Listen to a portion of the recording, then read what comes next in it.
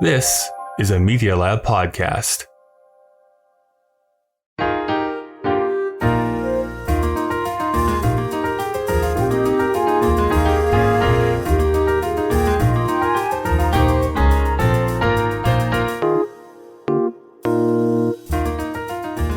Welcome to Putting It Together, the podcast that goes through the entire body of work of Stephen Sondheim, show by show and song by song.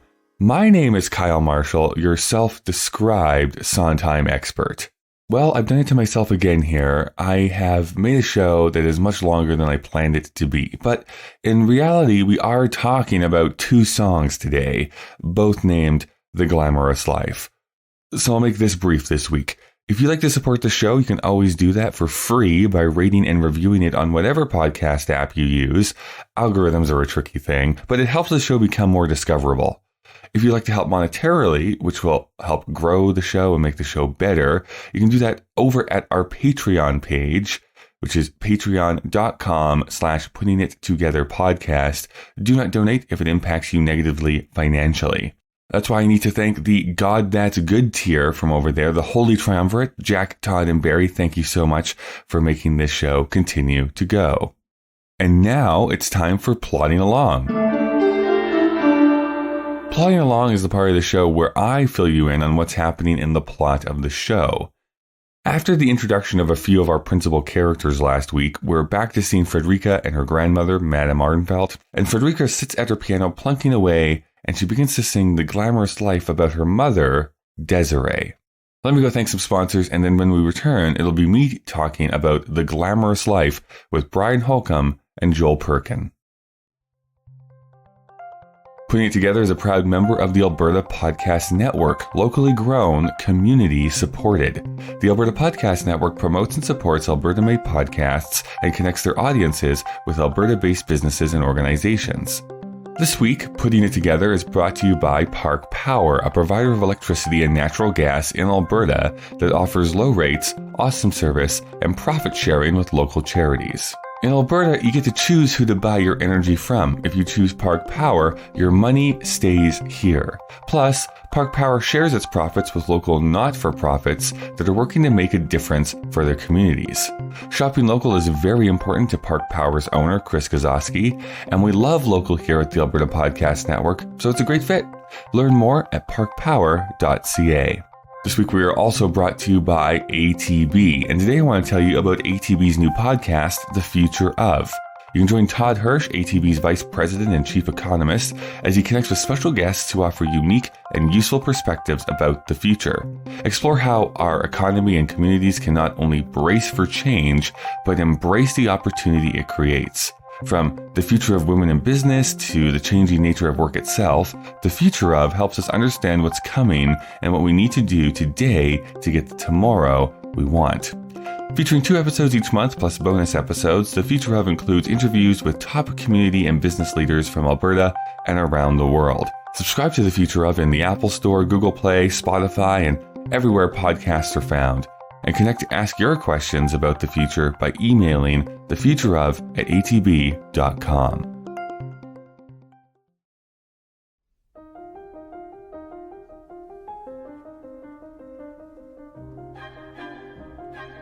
Ordinary mothers lead ordinary lives.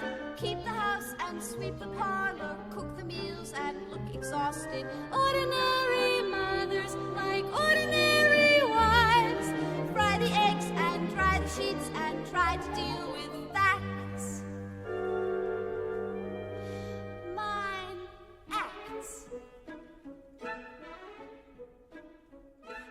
Brian Holcomb and Joel Perkin, thank you so much for joining me here today. Hello, thanks for having us. I am so excited to have some new people here on the podcast. So I think we should start where we normally do when there's a new guest here. Maybe each of you can start off by just describing who you are. What is it that you do? Why don't you start, Brian? I am an English professor at Limestone University in Gaffney, South Carolina. And I'm an instructional coach for one of the local high schools. So I work with teachers to help them get better at their teaching. Oh, excellent.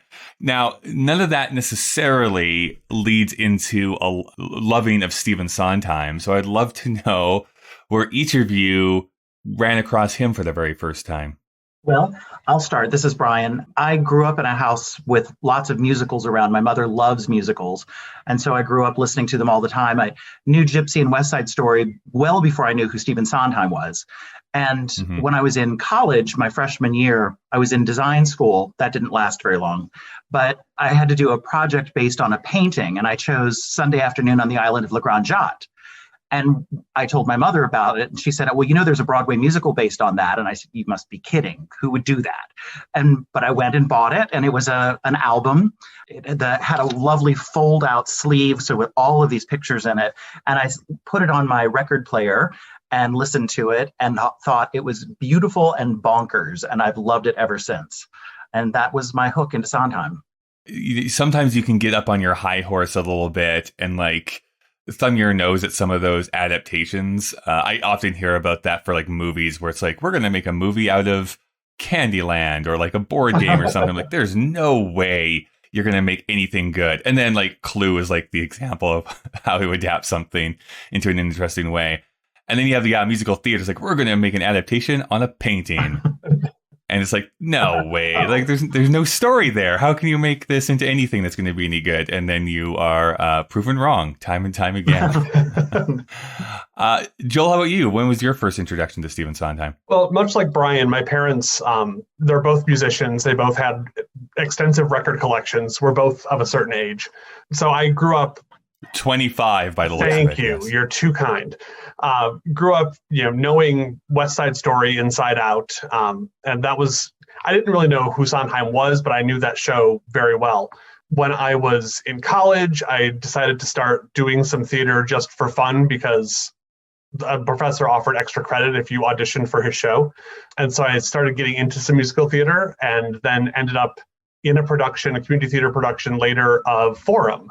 And so that was really my first real deep dive into a Sondheim show, knowing who Sondheim was. What role were you? Hysterium.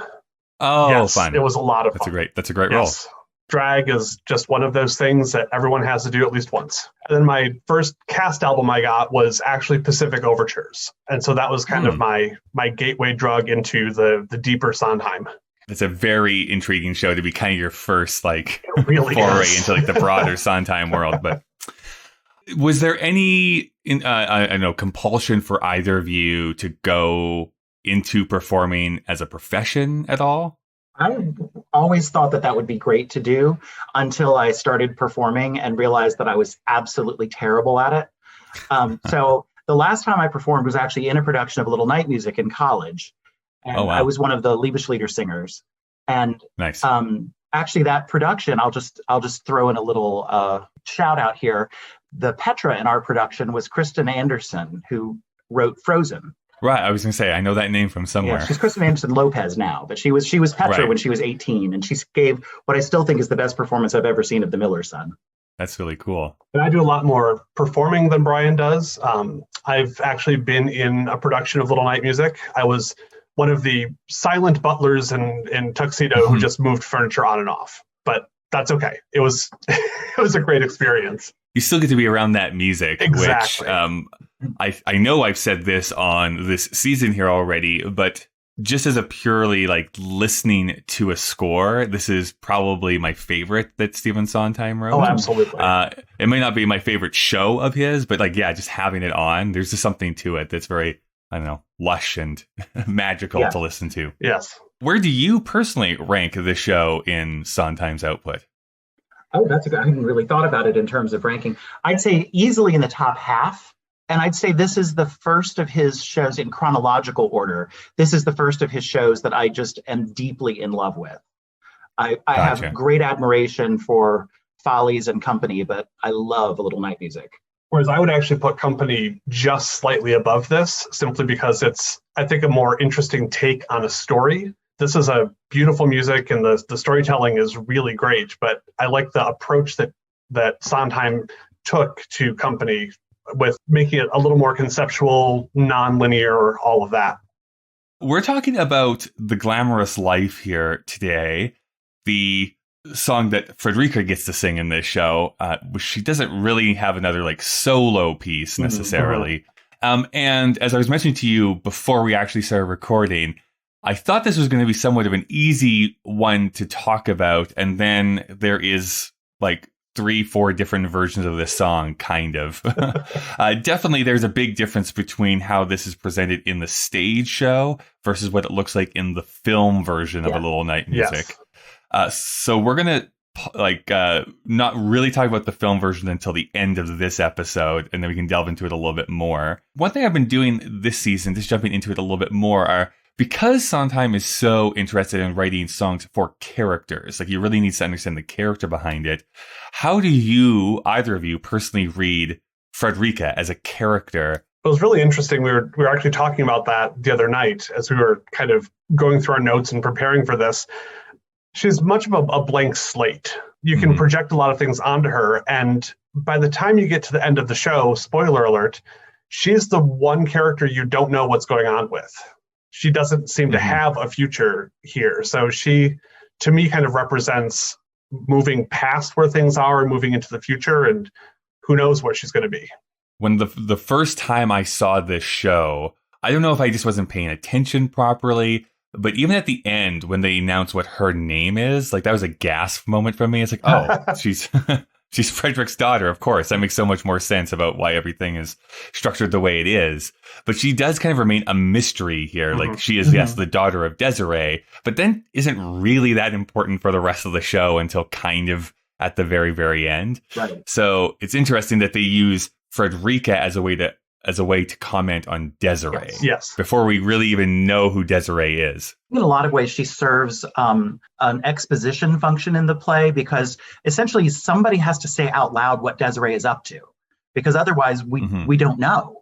And so Frederica becomes the tool that the audience gets to hear words spoken about what is Desiree up to, which of course creates this really interesting situation where you have a 14-year-old girl who completely understands all of the sexual peccadillos of her mother and grandmother and is completely okay with all of this. And I think definitely this is a nice little showpiece too. Again, I'll just go back to how the stage show normally does this, where it's Frederica singing, but then you get to see Desiree and all like the different stops and stuff that she's doing. I think it really hammers home that, yes, this song is called The Glamorous Life, but Desiree doesn't necessarily have that glamorous of a life.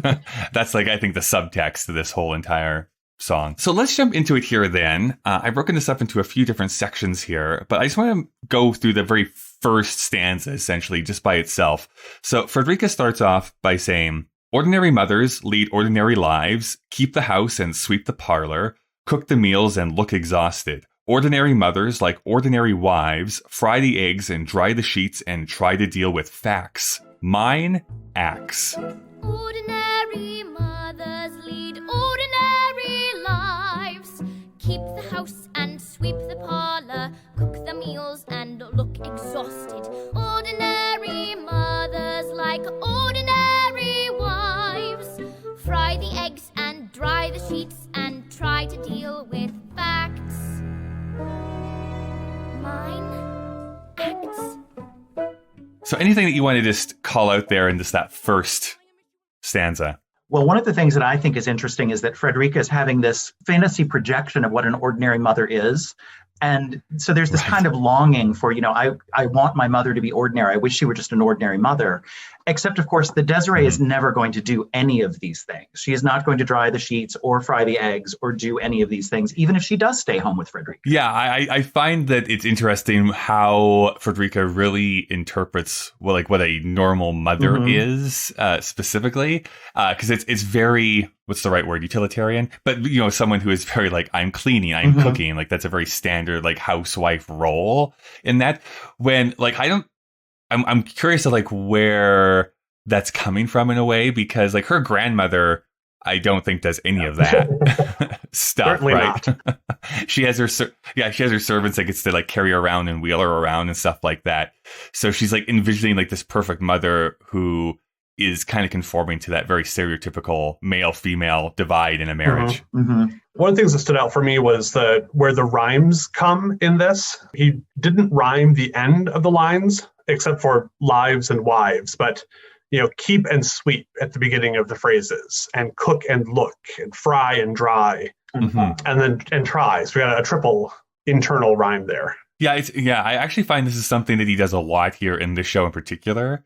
Is not, I guess, in every single song, but there's very interesting rhyme schemes he starts to do, where it's like the beginning of words, or it's like half rhymes in the middle of a stanza that he starts to play around with. So it's interesting that he was really trying to play with form. I think if I was to psychoanalyze, I think because he wasn't able to be as avant-garde as he wanted to with the structure of the show, he's like, I'm just going to be experimentary or experiment with my lyric writing in this show. Now, before we get too far, I've blown past something, which is I like to give credit to the actors and actresses that have actually performed in these shows. So just to give that credit, Frederica is performed in the original Broadway cast by Judith Kahn, or Kahn. I'm actually not sure how to pronounce her last name. Claire Cox in the 1995 London version, and then Catherine Lee Doherty in the 2009 Broadway revival. In the movie, she's portrayed by Chloe Franks, but I'm pretty sure her singing voice is not Chloe Franks. Because according to at least my album on iTunes, it says that Elaine Tompkinson actually sung the part. So I'm assuming it's a Audrey Hepburn in My Fair Lady situation going on here. And then Desiree, of course, is portrayed by Glynis Johns in the original Broadway cast, Judi Dench in that 1995 version, and Catherine Zeta-Jones in the 2009 revival. So then we continue on with the song. So we get to see a little bit of Desiree here next. And she says, "Darling, I miss you a lot, but darling, this has to be short, as Mother is getting a plaque from the Helsingborg Arts Council Amateur Theatre Group. Whether it's funny or not, I'll give you a fuller report the minute they carry me back from the Helsingborg Arts Council Amateur Theatre Group. Love you." Darling, I miss you a lot, but darling, this has to be short, as Mother is getting a plaque from the Helsingborg Arts Council Amateur Theatre Group. Whether it's funny or not, I'll send you a fuller report the minute they carry me back from the Helsingborg Arts Council Amateur Theatre Group. Love you. I should also point out that if someone has not seen the show before, it's very obvious that this is kind of her like conducting a letter back to her daughter. But this is our first introduction to Desiree, the character Desiree. So what do we have to say about this? The kind of chaos and energy that the writing brings to this bit. It's all these very short, lots of commas, breaking everything up. I almost get the feeling that she is dashing off bits of this letter in between scenes as she's performing something. Yeah. It's all very, look how great I am. This really is a glamorous life. She's presenting to Frederica just all the glamour of where she is. You know, I'm so busy, I don't have time to write a very long letter. I'm getting this amazing plaque. They're going to carry me around the city of Helsingborg. By the way, how much do you know about Swedish geography? More than the average person, probably. We actually looked these up, yeah. Okay, well, did you notice where Helsingborg is actually located? Right across the strait from Elsinore. From Elsinore. So I don't know if this is like an in-joke about Hamlet or what it's supposed to be, but I interpret it as such, that she is... she's in the play world and theatrics and stuff like that. So I think Sondheim probably knew what he was doing. Yes. I think it's interesting, the line, whether it's funny or not, because, and she does this again later when she's writing to her mother, she already knows potentially what it is that Frederica is thinking when she reads that line. So she's already like preemptively saying, it might be funny, but don't laugh here. So she's living this glamorous life, but she's also aware that she's probably not really fooling Frederica about it. Well, yeah, especially as Frederica is getting older and older, I think she's probably understanding that she's not the child she once was. So she's probably picking up on a lot more things about what her life actually is, sort of thing. And if I'm not mistaken, I believe that Frederica has toured with Desiree, like for a lot of her life, that she's only kind of recently living with her grandmother. Right, yeah. In the book portion, you get it's explicitly stated actually that she toured around with her for a while. And the last few years, at least, she's been staying with her mother instead. So yeah, she probably understands a little bit of the touring life in amongst the different stops and stuff that she's been going on. Do you get a sense, I mean, even in the show, like it seems to be that Desiree is revered as a great actress, but are we led to believe that she is kind of slumming it now? Like, I don't know what your sense is at like what stage of her career she's actually in. Definitely. I definitely think she's reached her peak and is slightly beyond her peak.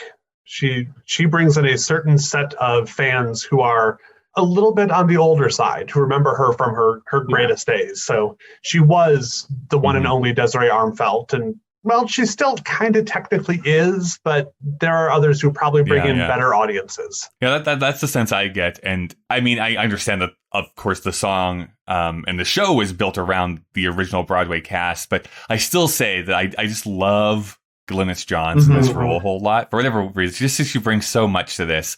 And I'll always know her, probably best as the mother in Mary Poppins. Mary Poppins. Gosh, I just blanked on Mary Poppins.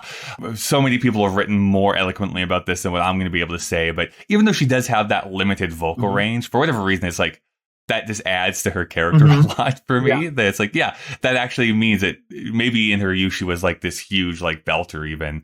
But now it's like, this is the range I have. I can't do much more than this. But it adds to the character building for me. It does. And the one thing that is not the short choppy bit in here is when she talks and she names the Helsingborg Arts Council Amateur Theater Group. And I keep going back and forth as to whether she's spelling out the whole thing like that to be impressive, or she's spelling out the whole thing like that kind of ironically. Like, can you believe the city of Helsingborg has this thing that has this huge title on it? Right. Yeah.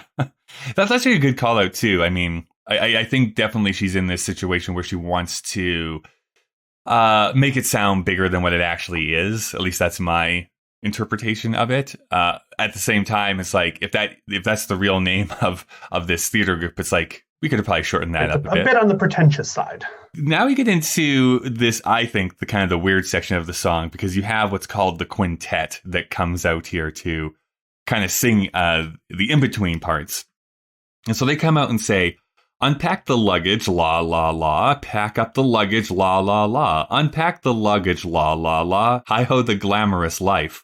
Ice in the basin, la, la, la. Cracks in the plaster, la, la, la. Mice in the hallway, la, la, la. Hi-ho, the glamorous life. Run for the carriage, la, la, la. Wolf down the sandwich, la, la, la. Which town is this one, la, la, la. Hi-ho, the glamorous life. Unpack the luggage, la, la, la. Pack up the luggage, la, la, la. Unpack the luggage, la, la, la. I hold a glamorous life. Ice in the basin, la, la, la. Cracks in the plaster, la, la, la. Mice in the hallway, la, la, la. I hold a glamorous life. Run for the carriage, la, la, la. Wolf down the sandwich, la, la, la. Which town is this one, la, la, la. I hold a glamorous life. My first question is going to be this. Why do you think we need to include this quintet, these, I don't know, a Greek chorus of people that comes out and kind of mentions what's going on? Well, from a practical acting, directing standpoint, so that Desiree can make a costume change. Yeah, true enough. Yeah. It's also strange because the quintet, like in the overture and in the song Remember, they're really serving as commentary on the action. And here in this song, they're really acting just like a traditional Broadway chorus.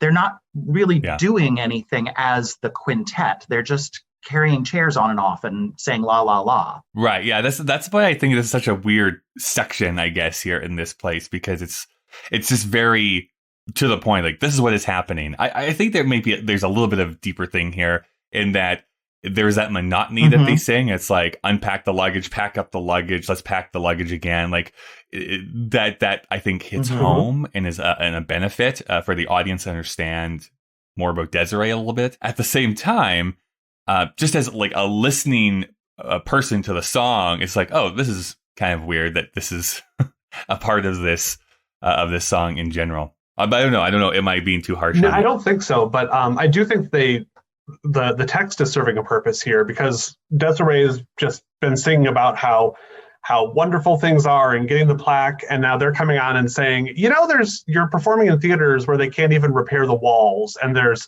rodents running around, and we're barely making carriages, and we don't know what town we're in. So maybe it's not so glamorous. I think the Liebeslieder singers introduce this contrast to what Desiree has just been singing. Sorry, which one of you said that you were the lip sync singers, that was me, right? Brian. So what can you tell me? What was your motivation? during these It parts? was very confusing. I will tell you that we probably violated the royalties contract for the show because, well, we were a bunch of college students doing a production, and I'm not sure that we all quite grasped what we were doing. Most of us were people that were singers with a few actors, but we didn't really have anybody that was like a real director or a dramaturg who could sort of tell us what was going on in the show. And so the choreographer was very upset because she couldn't figure out how to make 5 people waltz. And so we cast a 6th person and we redivided the parts. So we actually had 6 singers. And then, of course, like 15 years later, I literally was driving down the road and all of a sudden, just out of nowhere, thought, they're not supposed to all have partners. There's always supposed to be somebody left out, and we didn't get it. Right. So it was a very strange production. I mean, I loved it. It was wonderful to be in, but I think Remember was the most fun song because, of course, there's just all these dirty lyrics going on in it. But in this song, it was an awful lot of we're covering up while some piece of set is being moved or while something else is happening. Well, I'm glad that you finally came to that realization. Nothing is worse than being like 3-4 months or years later, I'm like, oh, that's what was going on. It's like, this is way too late for me to do anything about it. After I fixed what Sondheim messed up, now I know. I just realized here, too, that Madame Armfeldt is actually in this song, too. So we should probably give credit to the people that have performed her in our 3 productions. So we have Hermione Gingold, of course, was in the original Broadway cast.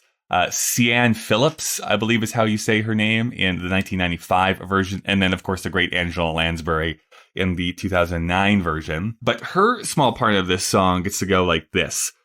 Ordinary daughters ameliorate their lot, use their charms and choose their futures, breed their children, heed their mothers. Ordinary daughters, which mine I fear is not.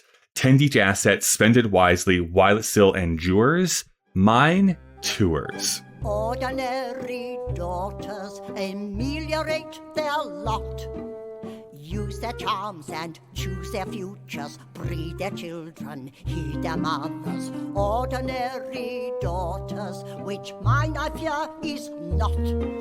Tend each asset, spend it wisely, while it still endures. Mine tours. All right, what do we have to say about this part? Well, I'm glad that somebody finally worked the word ameliorate into a Broadway lyric. It's been so long. It is. Well, and then in the very next song, you have proprietress that he actually gets into a lyric. And it's like, geez, Louise, like some $5 words that we're trying to work with here. Right. Well, and on that point exactly, this is the same melody that Frederica had at the very beginning of the song. And when you look at the language that the two are using, Frederica's using all of these monosyllabic words, whereas her grandmother is, ameliorate, tend and heed, and words that breed their children, which Frederica would never say that. Yeah, I think this is such a great example of how character can inform lyric choice in a song, because literally you have same melody, but very different feelings from these songs. I also love how each of these actresses actually interpret this part of the song, because I find like Hermione Gingold, of course, like I think her aura around her is like, yes, like she's this older woman and stuff like that. And like everything she says is like this withering put down almost. But then somehow my music started on my song. Let's just turn that off. But then you have like Angela Lansbury, who is, I feel, singing it very sarcastically. Instead of it being like passive aggressive, it's actually being sarcastic, which is slightly different. There's a slightly different way you have to perform each of those things. And it gives a different bit of a spin to that character too. So I always love to see how different actors and actresses actually interpret a role, especially as one is like well known as a Little Night Music. One of the things that I particularly love is the line, use their charms and choose their futures. A Little Night Music is I think such an amazing show because it was written so fast that it just came together, and it went through so many concept changes so quickly. And I think that this is a line where sort of the original version of Madame Armfeldt as being this sort of witch character who's sort of controlling everything is still sort of lingering in the lyrics because she's talking about charms and fortune telling. So it's like this weird spell casting thing going on in that lyric. Yeah, again, to kind of go back to original conception, originally what Sondheim wanted to do was actually frame it around the Madame Armfeldt character, where she was playing solitaire or something, I think, and every hand she played would change it and say, like, this is how this would go based on this card that she flips up. So you can see like the 3 or 4 different storylines playing out. And I think that's a callback to that kind of idea of basically the cards hold your fate almost, and her in like that witchy type role. It is also, I think, very practically this inversion of how Frederica sees like a mother, which is this very like specific outlook on life. And then we have the opposite view, is like, this is how a daughter should actually act. And you can see the different generations and how they might view, I don't know, like gender roles and stuff like that. Because I know I already said it, but it has always stood out to me, this idea about how they should breed their children and heed their mothers. Yes. Right.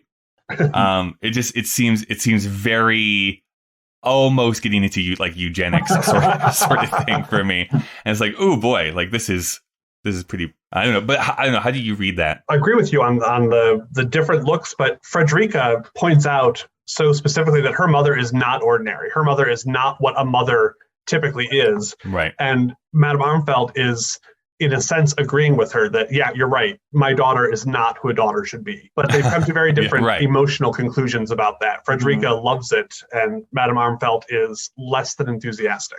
I also think it's interesting that Frederica is, because she's so young and has such limited understanding of the world just because of her age, she's talking about something that she doesn't really know. She's never had an ordinary mother, so she doesn't really understand that concept.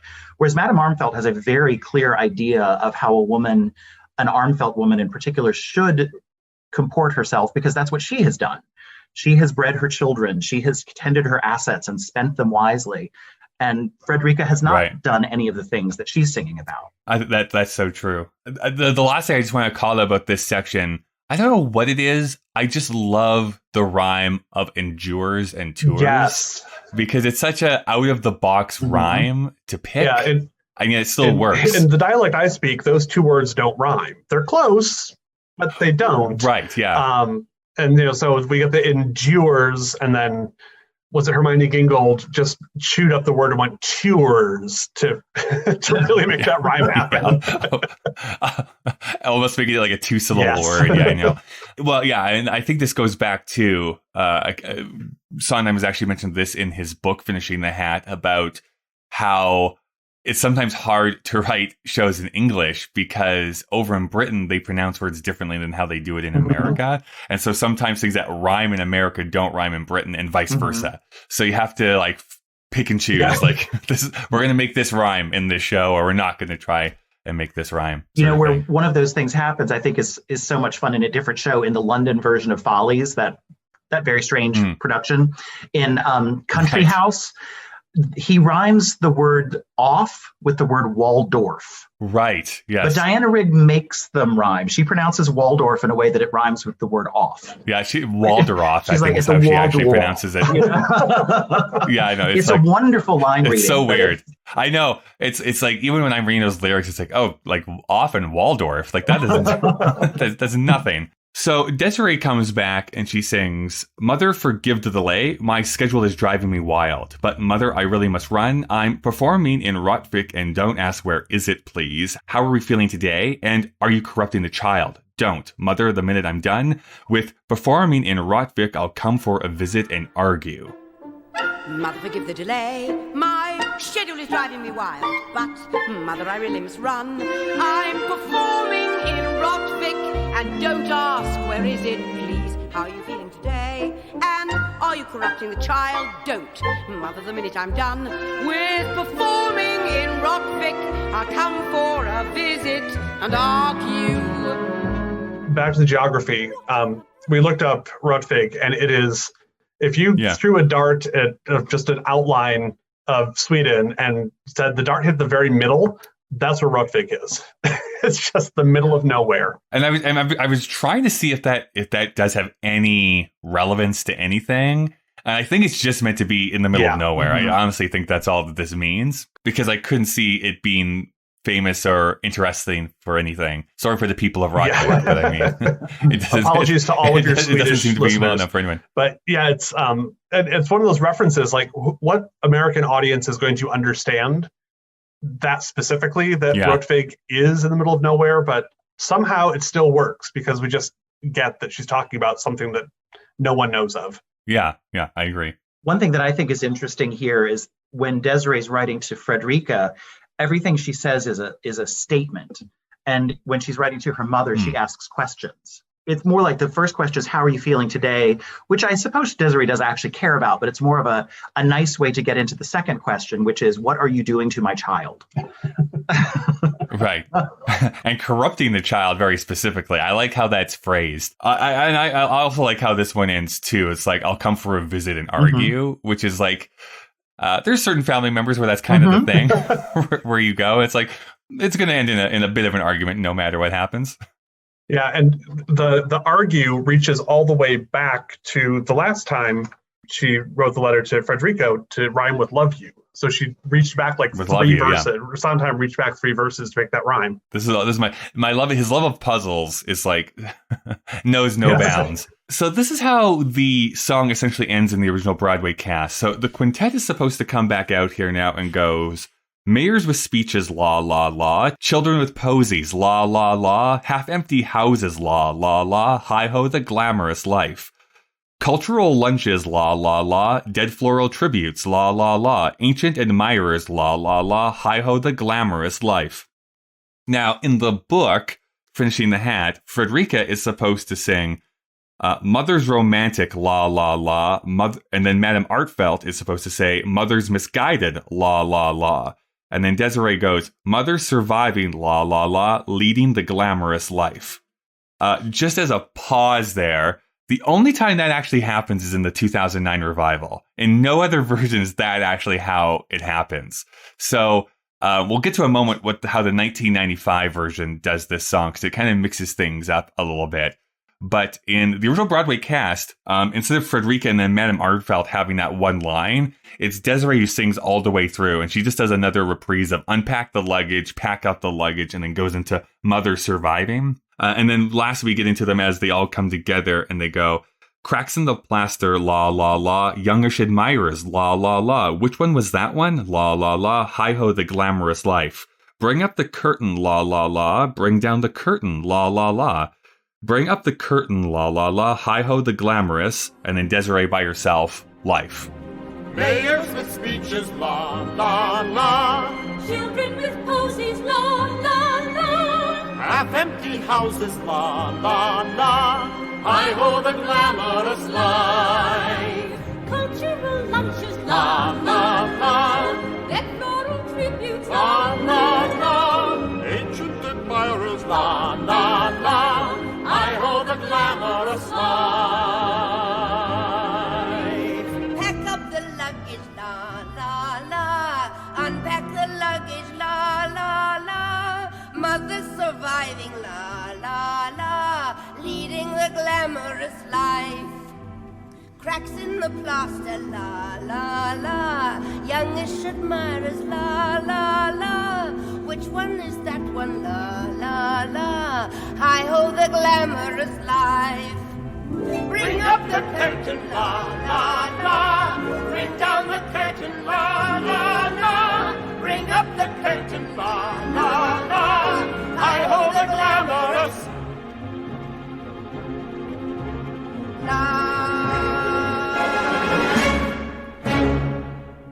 Okay, so now that we've been able to hear the song, it probably makes way more sense than how I described it. But so this last bit of section here, as kind of all the different elements come together, what call-outs do you have? Well, one thing I'll say is there is one other production I know that included those extra Madame Armfeld and Frederica's lines, but there's no recording of it. Okay. I think it's the 1990 maybe Lincoln or New York City Opera version that starred Sally Ann Howes from Titty Titty Bang Bang. And they included those lyrics in that, but there was never a recording made of it. So unless you can watch it on YouTube, you would never see it. There is, I don't know if it's going to still be up by the time this episode goes up, but it's not that version. It's, I think, the 2010 opera or New York opera version of A Little Night Music is you can go and watch right now for free if you want to. But now I can't remember how they do it in that one, to be honest with you. Anyways, it threw me off when I was reading through these lyrics. I'm like, I'm pretty sure Desiree sings those because I'm so used to like the original Broadway cast, Right. listening to this song. But I guess just going back, I guess if you had to guess, because we don't know, why do you think they changed it for the recording? I have absolutely no idea. I'm kind of fascinated reading the lyrics in Finishing the Hat because there are so many places where those just are not the lyrics that appeared in the original production. And I'm like, right. But you wrote them, don't you know? Yeah. I feel like there's like revisions that happen, and then he just was like, well, the revision is kind of my final stamp, and we're just going to put up the final version of it.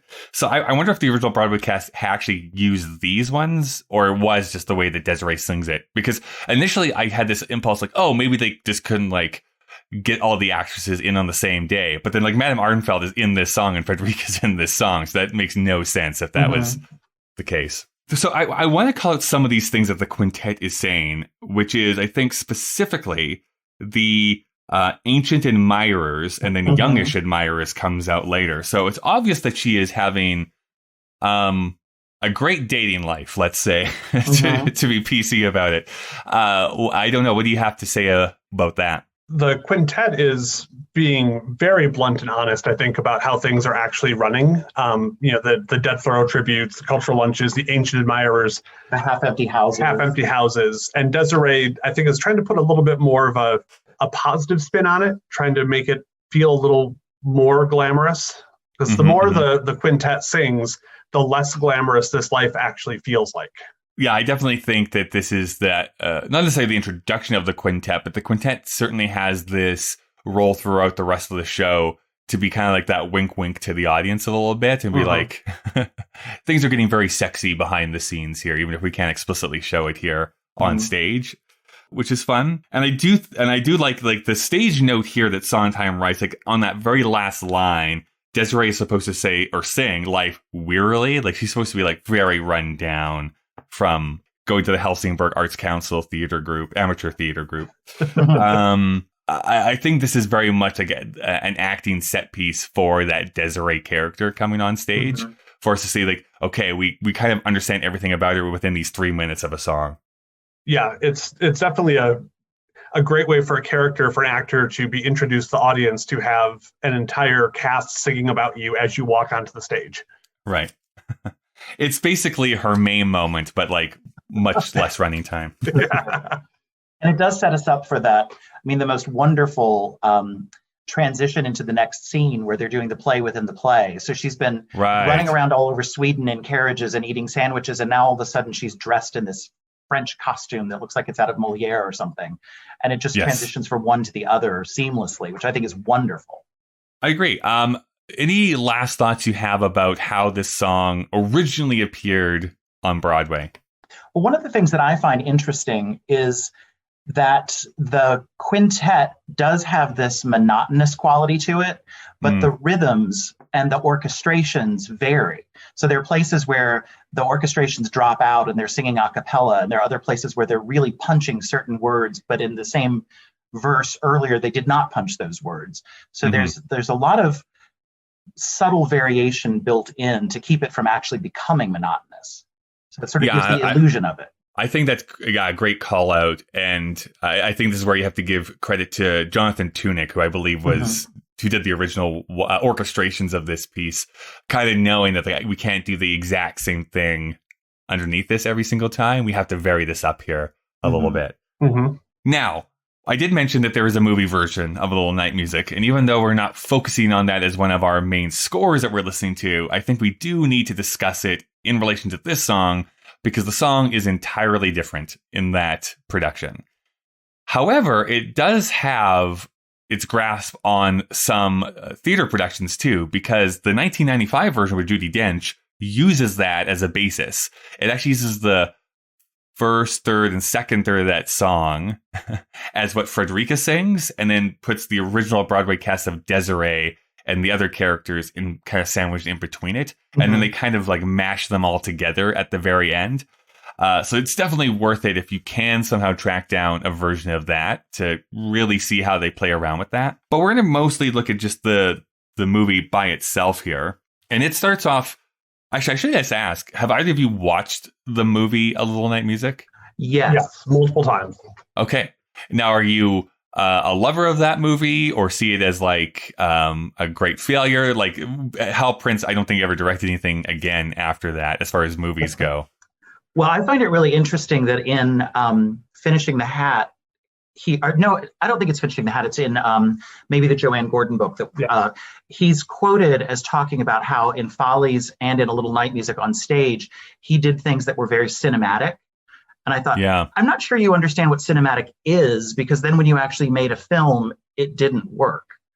So, right. And then, like you said, he never did it again. Yeah, I've been figuring this out, like with Hal Prince, because that is often what people say is like he had this cinematic eye, whether you're talking even about like Phantom of the Opera or any of the other stuff that he staged. I think what people really mean by that is that he was effectively able to use, I guess, like the whole stage lighting design. Like he understood how people's eyes kind of move around the stage and was able to very specifically focus people's. But when you actually have a camera and you are supposed to focus on one thing, for me, having watched the movie, it comes across as a bit flat most of the time. Where it's just like doesn't feel like there's movement with that camera the way that you would see in a stage show.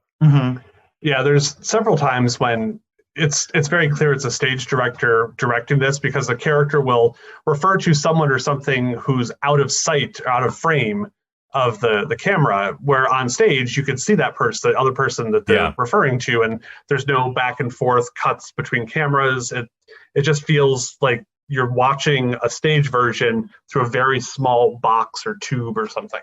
Although I will say it does give us a chance to see Diana Rigg play Charlotte, which is delicious. That is true. I feel bad for Diana Rigg a bit. Her two appearances basically on this show in relation to Sondheim are these, I think, kind of like failed productions a little bit. And it's like, I love her so much. She's so great at what she does. So the Glamorous Life, how it appears in the movie is we start off with Frederica at her piano, and she sings in the same tune that the original starts off as, with ordinary mothers lead ordinary lives, keep the house and sweep the parlor, mend the clothes and tend the children. Ordinary mothers, like ordinary wives, make the beds and bake the pies and wither on the vine. Not mine. Ordinary mothers lead ordinary lives, mop the floors and chop the parsley, mend the clothes and tend the children. Ordinary mothers, like ordinary wives, make the beds and bake the pies and wither on the vine. Not mine. So the lyrics are slightly changed, and again, to keep this so weird, is that those lyrics that I just read out are actually not what they sing in the movie, even though that's what it says here in the book.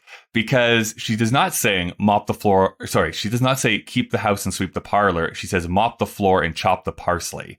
That keep the house and sweep the parlor is actually in the 1995 version production. That's what she sings. So just to keep things as convoluted as possible. So with this film version, I know this is basically starting off in the exact same way, but anything new that you wanted to bring out about how they decided to open this in the film? Well, I think it's interesting the inclusion of the line "wither on the vine," because in the stage version, when Frederica is talking about what ordinary mothers do, she seems to be wanting that. And here, she does still seem to be wanting it, but she also recognizes in that line that it might not be very good for the mothers themselves. Yeah, I think there's a little bit more self-awareness with this one, maybe, or maybe overt awareness and not just like from the mouths of babes sort of idea. I also like that "wither on the vine, not mine" a little bit better. Yes. than "mine axe," I think is the way that the original one opens up. Then we go into something that's altogether a little bit different here. So it's just Frederica now singing, which is "dying by inches every night, what a glamorous life. Brought on by winches to recite what a glamorous life. Ordinary mothers never get the flowers, and ordinary mothers never know the joys, but ordinary mothers couldn't cough for hours maintaining their poise." Dying by inches every night, what a glamorous life. pulled on by winches to recite what a glamorous life. Ordinary mothers never get the flowers, and ordinary mothers never know the joys, but ordinary mothers couldn't cough for hours maintaining their poise. So this is where lyrics, of course, get completely different, and even the melody, to a certain extent, gets a little bit different here, too. I like that this is a verse that describes the type of acting and the type of shows that Desiree is doing, showing that Frederica really has seen her in these shows. You know, she's clearly playing a character who's dying of tuberculosis for 2.5 hours on stage, and has you wheeled in because she's too weak to walk across the stage to the bed or whatever. But she's getting all that, but there's still the callback to the Dead Floral tributes from the other version, the stage version of the song. Yeah, and I think this works really well. Like, if you do see this in the movie, this is where you see, like, the intercutting of what Desiree is up to. And, like, all the good and bad things that are happening, essentially, in her life. One thing that because I feel so dumb about this, how do you interpret that first thing that she says, dying by inches? What does that mean? Historically, I think, if I got my research and reading right about this, it's a slow pain. It's a way to describe a slow, painful, torturous death.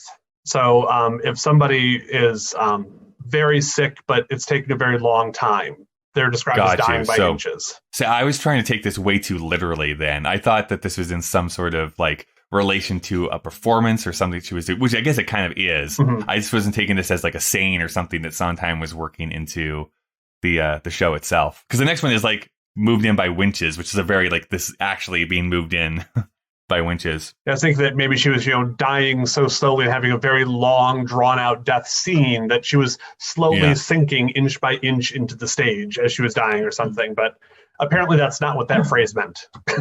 Gotcha. And then, of course, there is the, again, another great, I think, rhyming here, which is like, know the joys maintaining their poise, which is a great little rhyme to end that off with. We come back to sandwiches, though, next in our next lyric here. Always sandwiches. It's always the sandwiches. So she continues on, sandwiches only, but she eats what she wants when she wants. Sometimes it's lonely, but she meets many handsome gallants. Ordinary mothers don't live out of cases, but ordinary mothers don't go different places, which ordinary mothers can't do. Being mothers all day, mine's away in a play, and they're realer than they, and she's realer than they. Sandwiches only, but she eats what she wants when she wants. Sometimes it's lonely, but she meets many handsome gallants. Ordinary mothers don't live out of cases, but ordinary mothers don't go different places, which ordinary mothers can't do. Being mothers all day, mine's away in a play, and she's realer than they. Well, I have a bit of a confession to make, and Brian is always mocking me for this. I have a very distinct, if incorrect, memory of the first time watching this movie that she's saying the line that she meets many gallant gallants instead of handsome gallants. And so for years, I had that line stuck in my head. And so every time I get something wrong, Brian's like, oh, so gallant gallants. Right. I do love the sandwiches only, but she eats when she wants when she wants. It's both of this admiration as well as complete understanding and misunderstanding at the same time. Like, she very clearly cannot eat anything she wants, but nonetheless, she's using that as a selling point. What I love about that, and if I'm getting the timing right, is that that's the part in the film too that you see Elizabeth Taylor like just stuffing a sandwich into her mouth in the train. She's sitting on the train, sort of thing. And the two men are watching her from the other side of the carriage. That's right. Verse 6 on those extra two little lines after, it's the same rhythm as the previous verse, the dying by inches verse. But now we get to the end where being mothers all day, mine's away in a play, and she's realer than they, just keeps tacking that on and building that up. It feels very similar to like going back to Follies with the waiting for the girls upstairs where they go and wait and wait. And wait. And wait. And then you get another one. You get even one more, right? Where it's like, oh, okay, she's adding on to this. And I think even if you don't realize there's 2 extra lines there, you feel that. That's like, oh, okay, she's adding on to this. Why do you think she says realer than they, though? If she's not in her life necessarily, how is she realer than these, I guess, fictional mothers that she's bringing up? That was one of the questions that I was puzzling over, because she's talked about ordinary mothers, but she's never talked about real mothers. And so it's the first time she's talked about a real mother in the song. And of course, she's a teenager. She's throwing in a made up version of the word. So she's not more real, she's realer. So it's Frederica, I think, especially in the movie version of the song, really plays that she's a young girl who's transitioning into being more mature, and she's trying to be as mature as she can possibly be, but there's little things that give away that she's not there yet, and I think that realer is one of those. I think it's also important that she's for the first time talking about reality, because in the next verse she's going to go full on into fairy tale land. Right. I think that's a great call out here too, because yes, we get into a lot of fantasy imagery coming up here in the song.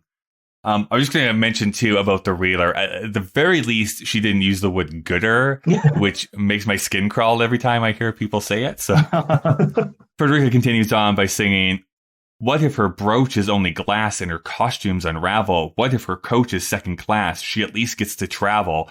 And sometime this summer, meaning soon, she'll be traveling to me. Sometime this summer, maybe June, I'm the new place she'll see. Ordinary daughters may think life is better with ordinary mothers near them when they choose, but ordinary daughters seldom get a letter in closing reviews." What if her brooch is only glass and her costumes unravel? What if her coach is second class? She at least gets to travel. And sometime this summer, meaning soon, she'll be traveling to me. Sometime this summer, maybe June, I'm the new place she'll see. Ordinary daughters may think life is better with ordinary mothers near them when they choose, but ordinary daughters seldom get a letter and closing reviews. I will say, not that it greatly impacts the meaning of the lyric, but talking about misheard things before, I always thought "and closing reviews" was "and closing reviews." Oh, which makes a lot more sense than what I misremembered. So it's right. But no, it's like she's enclosed reviews in her letter is how that's supposed to be read. The first 8 lines are sort of broken in the middle after she at least gets to travel. And then she begins with the word and then it changes quite a bit, both what she's talking about, but also the actual music changes. It turns into this almost military march with the snare drum underneath it. I like honestly the lyric here because I never really thought about this before necessarily, but it feels like what Frederica is saying is that with traditional motherhood, it's actually the daughter who has the power in the dynamic, because you really just say ordinary daughters think life is better with ordinary mothers near them when they choose. At least the "they" I feel is referring back to the daughters in that thought. Whereas for her, she doesn't get to see her mother. It's when her mother chooses to see her is when she actually gets to see her. So I don't know. That's an interesting little dynamic that happens kind of almost like as a thrown off thought in this song. The line that makes me go, oh yeah, is "I'm the new place she'll see."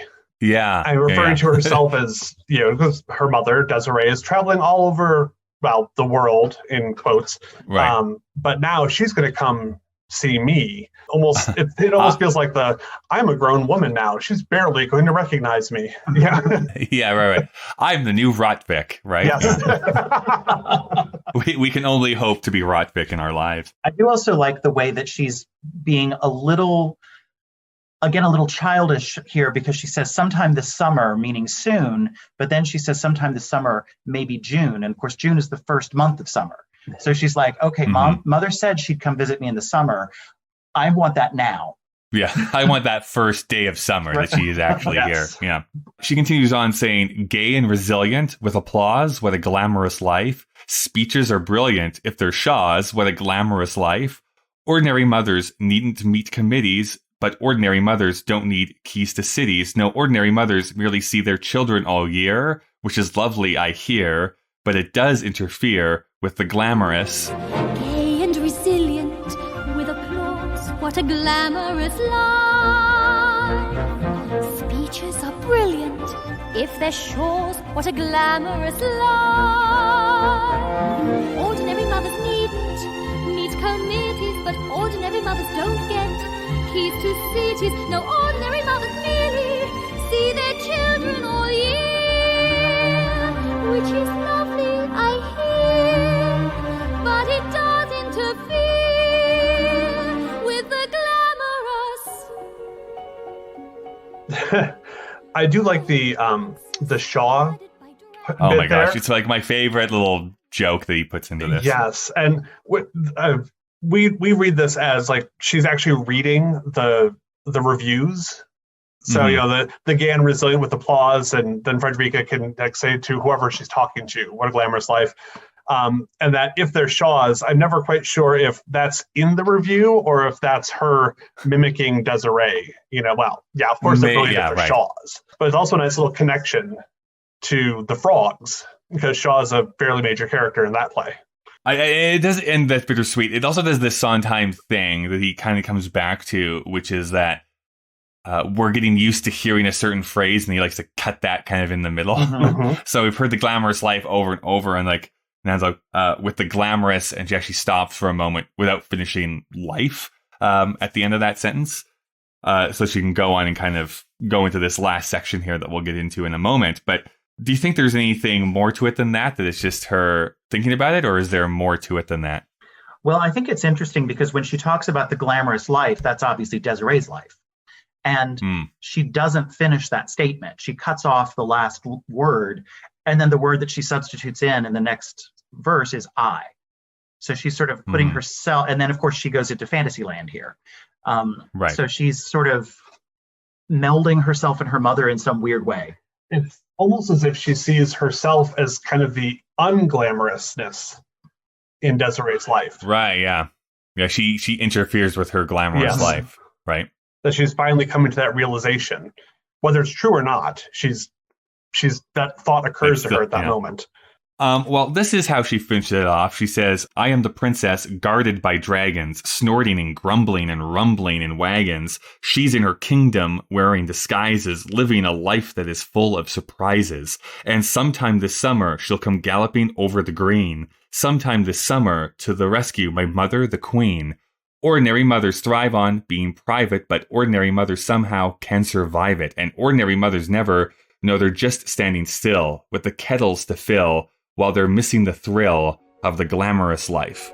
I am the princess, guarded by dragons, snorting and grumbling and rumbling in wagons.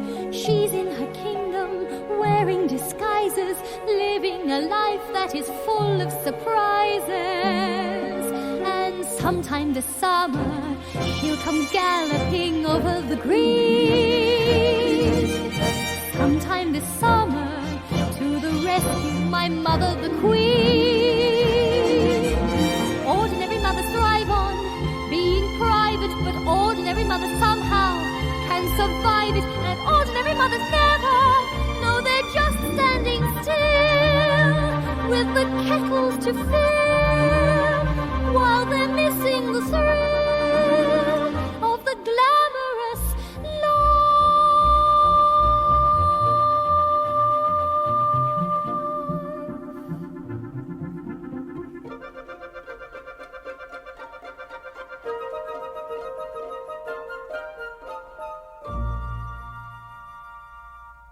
Kind of a nice little like fine point on the end here of the difference between the famous and like the ordinary, I guess, where it's like it's easy for those ordinary mothers, quote unquote, to not feel bad because they just don't know what they're missing. And in her idea of what what those two things actually are.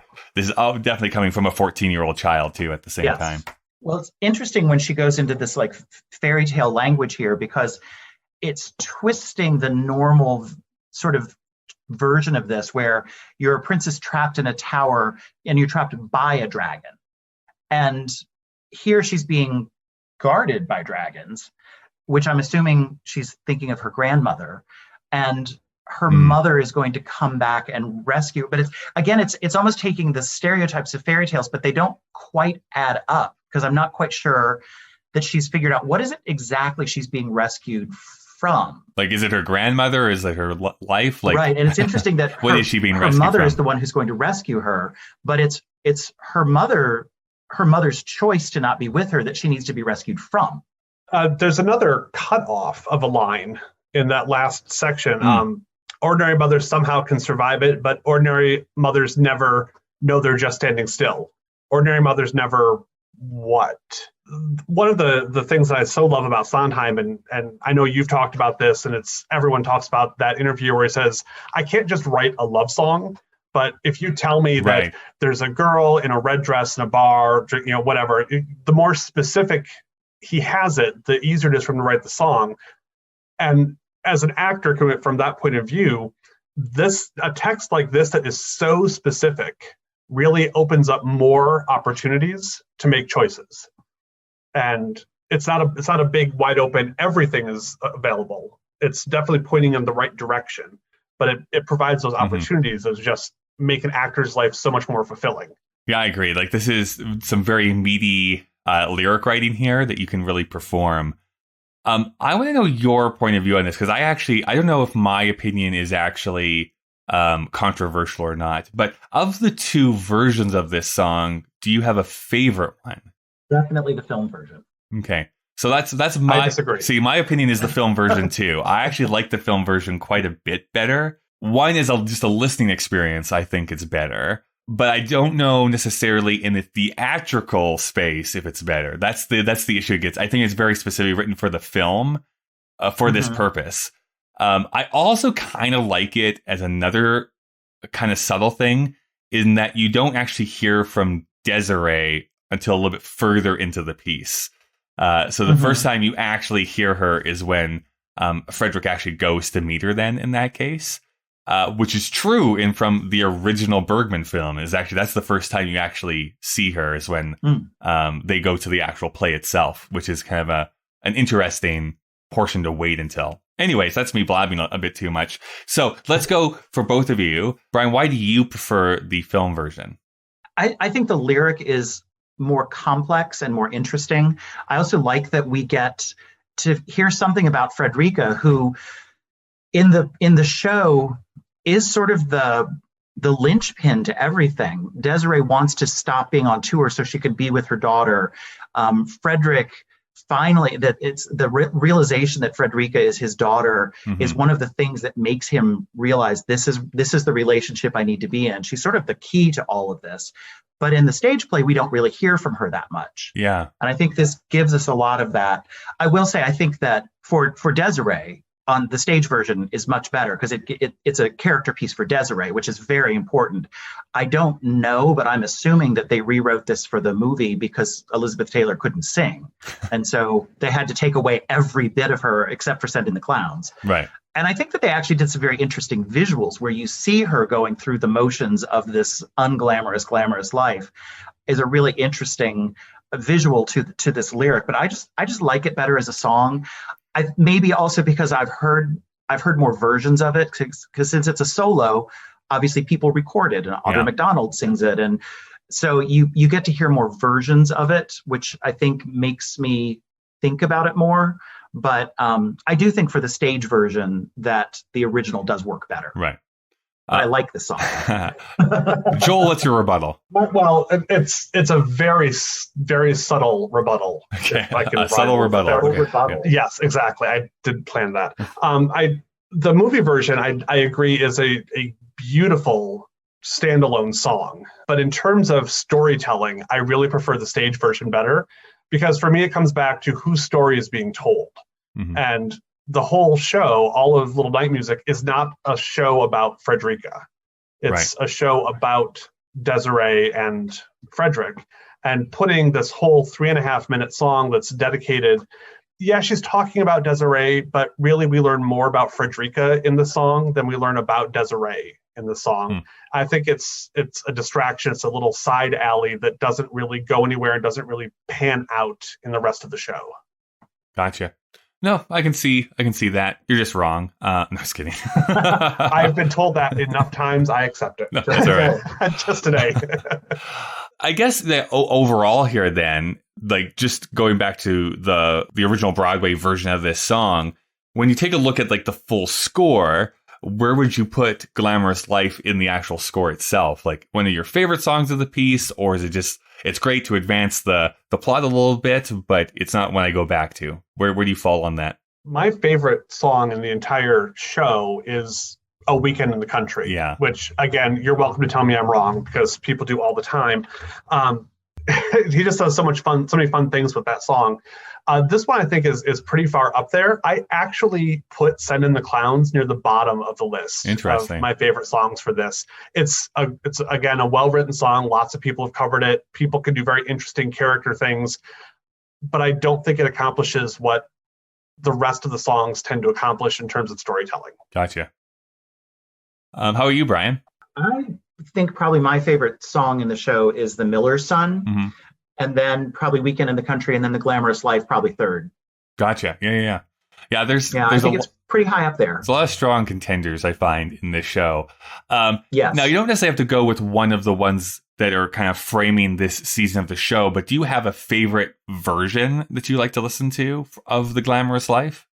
Well, I like the Audra McDonald concert version of the film, but I just dearly love the original Broadway cast. Yeah, same for me. Yeah, it's really hard to beat me for me personally, even though I 100% agree that there have been great performers who have done some of the revivals.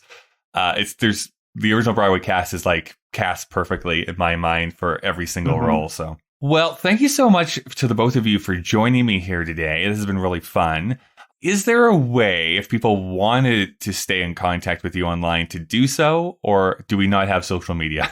Well, I'll go first because mine is easier. Yeah. I don't really do the social media thing very much. But obviously, if people wanted to get in touch with me, they could visit the website for my university, Limestone University, and get in touch with me through there. Great.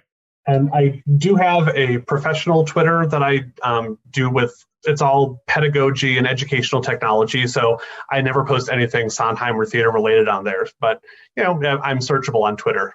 Nice. What's the handle? Mr. Perkin, BRHS, because that's my school. Okay. So perfect. Great. Yeah. Thank you so much.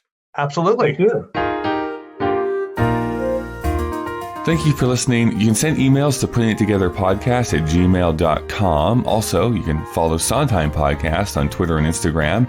And you can support the show on Patreon by going to patreon.com/puttingittogetherpodcast. Thank you to the Alberta Podcast Network, to Park Power, and to ATB this week. Putting It Together is available on Apple Podcasts, Google Podcasts, Spotify, and pretty much anywhere you can get podcasts from. Consider subscribing so that you never miss an episode. Next week, we'll be talking about Remember. I think that's true. As always, a big thanks to the great Chris Taniguchi, who designed the podcast artwork, and to Nick Driscoll for composing our theme music. Well, we've reached the end of our episode. Yes, I know. Goodbye for now.